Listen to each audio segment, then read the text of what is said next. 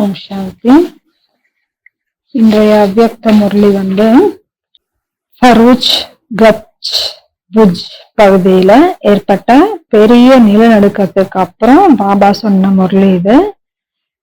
இந்த நிகழ்வினுடைய காட்சிய பாபா தொடக்கத்துல வெளிப்படுத்தினாரு. எல்லையற்ற அழுகை, எல்லையற்ற துயரம், உயிர் பிழைச்சவங்க கூட அளவில்லாத துயரத்தை அனுபவம் செஞ்சாங்க. இந்த முறையில 5 முக்கிய பாயிண்ட்களை நம்ம உயர்ந்த பாபா நினைவுல இருந்து புரிஞ்சுக்கணும். முதல் பாயிண்ட், இப்படிப்பட்ட நேரத்துல பிராமணர்களுடைய கடமை என்ன? உலகத்துல எந்த பேரழிவு ஏற்பட்டாலும் முதல்ல ஒரு குழு அமைப்பாங்க. அவங்க அந்த நிலையை ஆய்வு செய்வாங்க, அதை நிர்வகிக்க திட்டமிடுவாங்க. அப்ப நம்ம யாரு? இந்த மொழியினுடைய அடிப்படையில நம்ம ஆன்மீக நிர்வாகிகள்.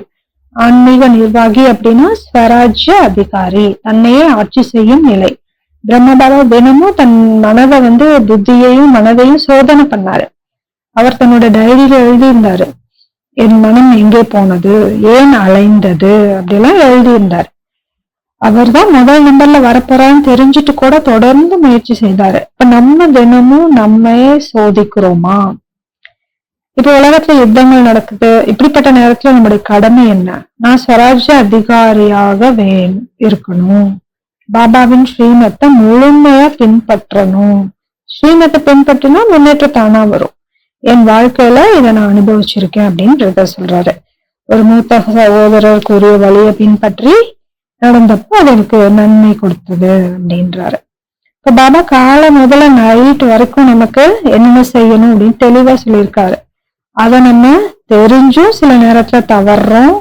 ஆனா முயற்சியினால அது சம்ஸ்காரமாக மாறும். நம்மை நாம சோதிக்கணும். 3 விஷயங்கள் முக்கியம். முதல் நம்மளை கவனிக்கணும். 2வது தனிமையில சோதிக்கணும், செக் பண்ணணும். 3வது எவ்வளவு வெற்றி அடைஞ்சோம் அப்படின்னு பார்க்கணும். வெற்றி இல்லை அப்படின்னா பாபா கூட பேசணும், முறைய கவனமா கேட்கணும். அப்ப பதில் கிடைக்கும். என் வாழ்க்கையில பல முறை நான் ஞானத்துல புதிதா வந்தப்போ என் குடும்பம் ஒரு பக்கமும் நான் மட்டும் இன்னொரு பக்கம் இருந்தேன். பல சவால்கள் வந்தது. அப்ப நான் என்ன செஞ்சேன்னா, பாபா அறைக்கு ரூமுக்கு போய் பாபா கூட பேசுவேன். பாபா பதில் கொடுத்தாரு. சில நேரத்துல பாபா ரூமுக்கு போறதுக்கு நேரம் இருக்காது. இப்ப முரளி தரமாவே பதில் கிடைச்சிரும். இப்ப பாபா சொன்னது, நாமே ஸ்வராஜ்ய அதிகாரி ஆகணும், நம்மள நிரப்பிக்கணும். அப்பதான் மற்றவங்களுக்கு கொடுக்க முடியும். அதுவே செய்யலைன்னா மற்றவங்களுக்கு கொடுக்க முடியாது. 2வது பாயிண்ட், உலக நன்மை செய்யும், உலகத்தை மாற்றும் ஆத்மாக்கள் எப்போதும் தயாரா இருக்கணும். உலக நன்மை செய்யும் ஆத்மா நான். எவ்வளவு பெரிய பட்டம் இது! கண்களை மூடி சிந்தனை பண்ணுங்க. நான் உலக நன்மை செய்யும் ஆத்மா. முதல் படி, நான் என் நலனை செஞ்சிருக்கேனா, எனக்கு நன்மை செஞ்சிருக்கேனா? பாபா சொன்னது, நான் பின்பற்றி இருக்கேனா? அதனுடைய பலன் என்ன? முகத்தில் ஒளி தெரியும். காலை 2 மணிக்கு எழுந்தவருடைய முகத்துல மகிழ்ச்சி இருக்கும். யோகத்தில் முழுமையா இல்லாட்டாலும் பின்பற்றிய அந்த மகிழ்ச்சி இருக்கும். உலக நலன் செய்யும் ஆத்மா ஒருவருக்கும் தீங்கு செய்யாது. அதனோட குறிக்கோள் ஒவ்வொரு ஆத்மாவின் நலன். அதுதான் நம்ம குறிக்கோள். ஒவ்வொரு செயலிலும் இது உலக நலனுக்காகவா? நான் நல்ல எண்ணம், நல்ல சுப விருப்பம் வச்சிருக்கேனா? என் வாழ்க்கையில ஒருவரால அடிக்கடி தொந்தரவு ஏற்பட்டது. நான் யோகத்துல பிரகாஷ் கொடுத்தேன். அப்புறம் பாபா கிட்ட ஒப்படைச்சிட்டேன். நான் சொன்னேன், நாங்க யார் தெரியுமா? நாங்களாம் அல்லாஹ்வுடைய மக்கள், பரமாத்மாவின் பிள்ளைகள், எல்லோருக்கும் நலன் செய்யும் நன்மை செய்யும் ஆத்மாக்கள். அந்த வார்த்தை அவரை தொட்டுச்சு. அப்புறமா அவர் தொந்தரவே செய்யல. அப்ப நமது குறிக்கோள் உயர்ந்ததா இருந்துச்சுன்னா எந்த தடையும் நம்மை நிறுத்த முடியாது. பாபா எப்பவுமே அனைவரின் நலனே நினைச்சாரு. நம்ம ஒவ்வொருவரிடமும் நலன் பார்ப்பவர்களாக, நன்மை பார்ப்பவர்களாக இருந்தோம் அப்படின்னா நமது முகம், நடத்தை, செயல் எல்லாத்துலயும் மாற்றம் வரும். பாபா செய்ய சொல்றத நம்ம செய்ய முடியும். பாபாவின் குணம் நமது குணம், பாபாவின் கடமை நமது கடமை. உலக நன்மை செய்யும் ஆத்மா ஆவது ஈஸியான வேலை இல்லை. ஆனா குறிக்கோள் இருந்துச்சுன்னா அது ஈஸி ஆயிடும். இப்ப நம்ம என்னோட கை, என் காது அப்படி சொல்றோம். என்னோடது அப்படின்னாலே அது அதிகாரம் இருக்கு. இப்ப பாபாவின் வேலை நமது வேலை. ஒரு தனியா ஒரு சென்டர் கட்ட முன் வந்தாரு, ஆனா அதை யாரும் ஏத்துக்கல.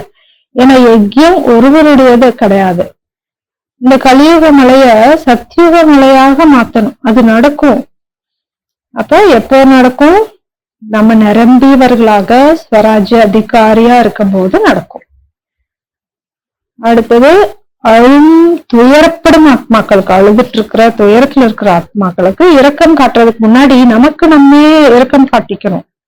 ஞானத்திற்கு முன் நாம எப்படி இருந்தோம், இப்ப எவ்வளவு மாற்றம் வந்திருக்கு, அதெல்லாம் செக் பண்ணணும். நிலநடுக்கத்துல மக்கள் அழுதாங்க. அப்ப பாபா சொன்ன, முதல்ல உங்களுக்கு நீங்க இரக்கம் காட்டுங்க. ஒருவேளை காலையில அமிர்தங்களை எழுந்திருக்கல அப்படின்னா நாள் முழுவதும் அதை கவலைப்பட வேண்டியது கிடையாது. அதுக்கு ஃபுல் ஸ்டாப் வச்சுட்டு நாளைக்கு உறுதியா இருக்கணும். நாளைக்கு நான் மிஸ் பண்ணக்கூடாது அப்படின்னு. என்னோடது அப்படின்னு சொல்லும் போது நம்ம கர்மேந்திரங்கள் மீது நமக்கு அதிகாரம் இருப்பதை குறிக்கிறது. தனிமையில அமர்ந்து ஆத்மா உண்மையில் என்ன விரும்புது அப்படின்னு கேளுங்க. ஏன் ஸ்ரீமத் மீறப்படுகிறது அப்படின்னு செக் பண்ணுங்க. அதன் மூல காரணம் கவனக்குறைவு. கவனத்தை உறுதியாக வச்சோம் அப்படின்னா ஆனந்தத்தை அனுபவிக்கலாம். அமிர்த வேளையில சக்தி வாய்ந்த யோகத்துக்கு பிறகு நாள் முழுவதும் உற்சாகம் இருக்கும். பாபா சொன்னாரு, அமிர்த வேலையில 1 நிமிடம் 1 ஆண்டுக்கு சமம். மீண்டும் மீண்டும் செஞ்சோம் அப்படின்னா அது இயல்பாகவே மாறிடும். அமிர்த வேலையில எழுந்தா உடலும் சீரா இருக்கும். பாபா காலை நேரத்தை நமக்கு கொடுத்திருக்காரு. நம்ம தினமும் நம்ம சோதிக்கணும். நமக்கே இரக்கம் காட்டணும் அப்படின்னா பிறருக்கும் நம்மளால இரக்கம் காட்ட முடியும்.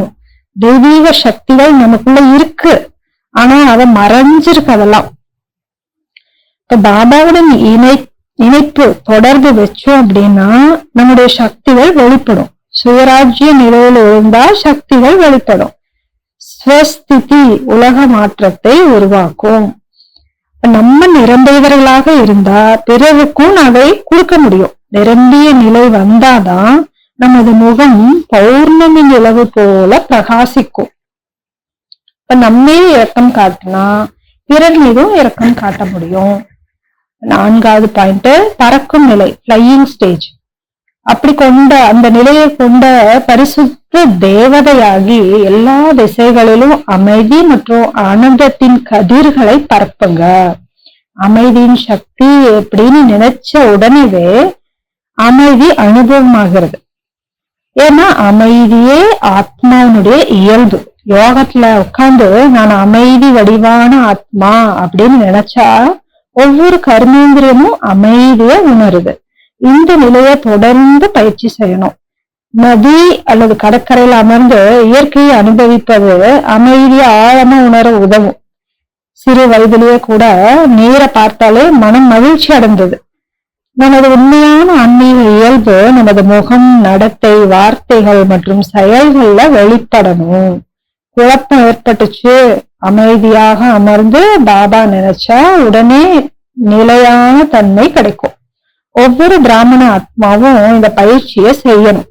நான் நிலைத்திருந்தால் தான் மற்றவர்களுக்கும் அமைதியை அனுபவம் செய்ய வைக்க முடியும். கடைசி பாயிண்ட், உங்களுடைய உண்மையான நிலையை விடாதீங்க. உங்களோட அதிகாரத்தை விடாதீங்க. உங்கள் ஸ்வராஜ்ய நிலையில நிலைச்சிருங்க. ஹனுமான் தன்னுடைய சக்தியை உணர்ந்த போது கடலை கடந்தது போல நாமும் நம்முடைய அதிகாரத்தை உணர வேண்டும். இந்த ஸ்வராஜ்ய நிலை இயல்பாக மாறும்போது பிறருக்கு சக்தி அளிக்க முடியும். அது என்னுடைய இயல்பான நிலை அப்படின்னு இருக்கும்போதுதான் மற்றவங்களுக்கு நம்ம சக்தி கொடுக்க முடியும். அதிகாரத்தின் இருக்கையில் எப்போதும் நிலைத்திருங்கள். இந்த மொழியினுடைய சாரம், நான் ஸ்வராஜ்ய அதிகாரி ஆத்மா, நான் என்னுடைய கர்மேந்திரங்களின் ராஜா. பாபாவின் உதாரணத்தை எக்ஸாம்பிளா பாபா இருக்காரு, பின்பற்றி தினமும் உங்களை சோதனை பண்ணுங்க. சக்தி வாய்ந்தவராகி பிறருக்கு இரக்கம் காட்டி சேவை செய்யுங்க. அமைதியின் குளத்துல நிலைத்திருங்க. ஓம் சாந்தி. இந்த வகுப்பு கட்ச் நிலநடுக்கத்தை குறிப்பிட்டு தொடங்கியது. முரளி எப்போது ஸ்ரீமத்தை பின்பற்ற வேண்டும் அப்படின்னு சொல்லுது. நாம் ஆன்மீக நிர்வாகிகள். பிரம்மா பாபா தினமும் தன்னை சோதனை செஞ்சது போல நாமும் தன்னை சோதனை செய்யணும், செக் பண்ணணும். ஸ்ரீமத்தை பின்பற்றினால் ஆன்மீக முன்னேற்றம் தொடர்ந்து நடைபெறும்.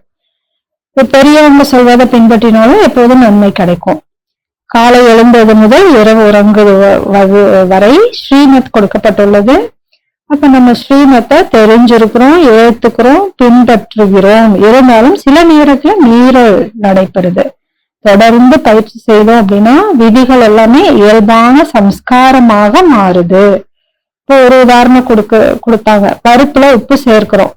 பேசிட்டு மற்ற வேலைகள் செஞ்சுட்டு இருந்தாங்க கூட பழக்கத்தால சரியான அளவு உப்பு சேர்க்கிறோம்.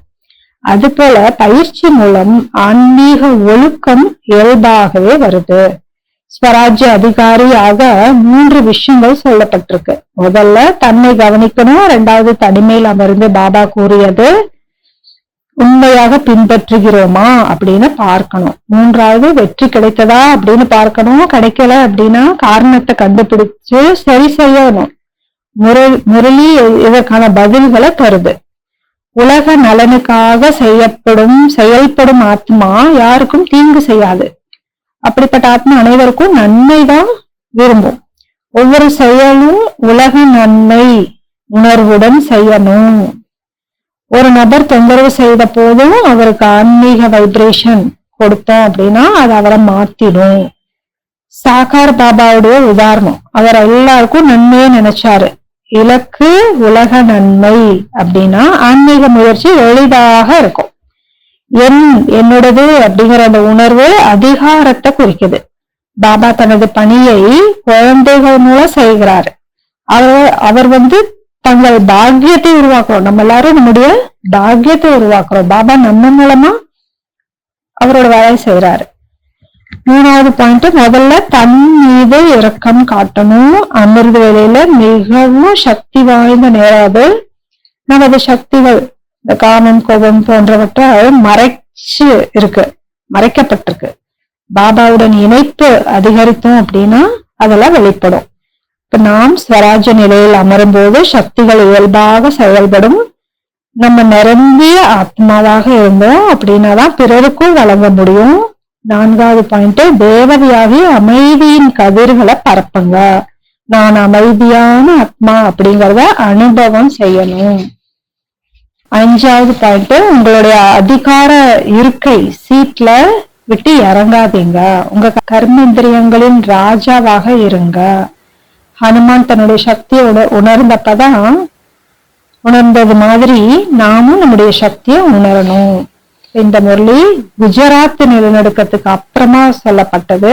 அப்ப ஆயிரக்கணக்கான உயிரிழந்தாங்க. இந்த முரளில இருந்து 5 முக்கியமான பாயிண்ட்களை சகோதரர் எடுத்திருக்கிறாரு. முதல் பாயிண்ட் ஸ்ரீமத், 2வது பாயிண்ட் எவர் ரெடி, 3வது பாயிண்ட் இரக்கம், 4வது பாயிண்ட் பரிஷ்தா, கடைசி பாயிண்ட் ஸ்வராஜ்ய அதிகாரி. இந்த 5 பாயிண்ட்கள் இருக்கு. முதல் பாயிண்ட் ஸ்ரீமத், எப்போதும் பாப் தாதாவின் ஸ்ரீமத் படி நடப்பது. எப்போதும் பாப் தாதாவின் ஸ்ரீமத் வழியில் செலுத்தப்படுவது. இது முதல் பாயிண்ட். 2வது பாயிண்ட் உலக நலனுக்கான ஆத்மாக்களே, ஓ உலக நலனுக்கான ஆத்மாக்களே, ஓ உலக மாற்றம் செய்யும் ஆத்மாக்களே, எல்லா சாதனங்களும் எப்போதும் தயார் நிலையில இருக்கு. 3வது பாயிண்ட் அழும் துயரப்படும் ஆத்மாக்களுக்கு இரக்கம் காட்டுவதற்கு முன்பு முதலில் உங்க மேல இரக்கம் காட்டுங்க. 4வது, நீங்கள் எல்லோரும் யாரு? பரிஷ்தாக்கள், ஏஞ்சலிக் ரவுண்ட்ஸ், ஏஞ்சலிக் ஷகாஸ், பரிஷ்தா வடிவில் எல்லா திசைகளிலும் சுற்றி யாருக்கு அமைதி வேணும், சந்தோஷம் வேணும், திருப்தி வேணும், அவங்களுக்கு ஷகாஸ் கொடுங்க.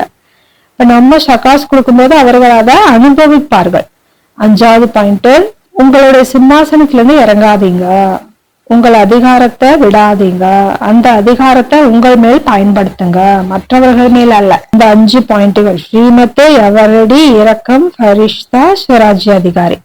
அப்ப இன்றைய முரளிலிருந்து ஹோம்ஒர்க். முதல் ஹோம்ஒர்க் 2 காலம் மன்மத்து ஸ்ரீமத். உங்க வாழ்க்கையில மன்மத் இருந்த 2 விஷயங்களை ஸ்ரீமத்தாக மாற்றி எப்படி மாத்தினீங்கிறத எழுதுங்க. ஸ்ரீமத் என்ன, அதை புரிஞ்சு கொள்றது ஒரு வாழ்நாள் சாதனை.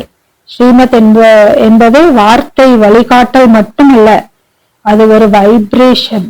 ஆத்மாவின் நிலை உயர்ந்தால் பரமாத்மாவின் வைப்ரேஷனுடன் இணைந்து செய்யும் அனைத்து செயல்களும் ஸ்ரீமத் தான். விழிப்புணர்வுடன் செய்யப்படும் செயல்கள் ஸ்ரீமத், அறியாமையில் செய்யப்படும் செயல்கள் மன்மத்.